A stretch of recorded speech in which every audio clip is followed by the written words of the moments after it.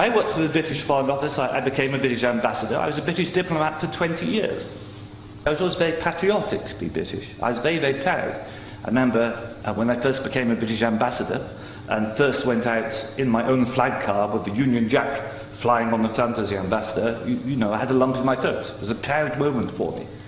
It was only 6 months after that I discovered that in the country where I was ambassador, we and the Americans were shipping people in order for them to be tortured. And some of them were tortured to death. Now, as you may imagine, my worldview changed.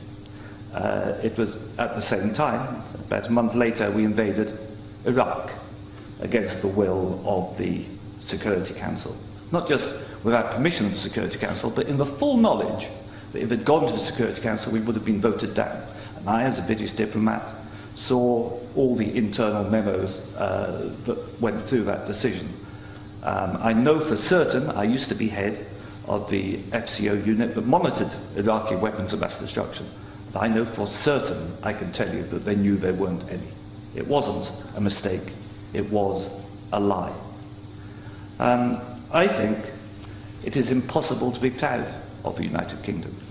I think when we invaded Iraq, we did to the United Nations what Hitler and Mussolini did to the League of Nations. And I think what we've done since, where the truth is often much hidden in the bombing. If you look at Libya, disaster now, we bombed it. We killed 15,000 people when NATO bombed Sirte, something they never told you on the BBC. And did we make it better? No. I saw in Uzbekistan, I saw the gas contract signed by Enron and a company called Unocal, which George Bush Sr. was on the board, to dig out gas pipelines from Uzbekistan and Kazakhstan over Afghanistan down to the Indian Ocean. And that was actually what the Afghan war was about. They'd actually had talks with the Taliban and Unocal to see if the Taliban would provide pipeline security. The person who held those talks was the consultant for Unocal, who's a certain Mr. Karzai, who, after being employed by George Bush Sr. as a consultant, went on to become president of Afghanistan. That was their plan B. The Taliban wouldn't do it, so they invaded. It usually, I've seen it on the inside, it's almost always about control of resources. It is every bit as corrupt as our first speaker. I'm sorry, I'm also terrible with names. Integrated.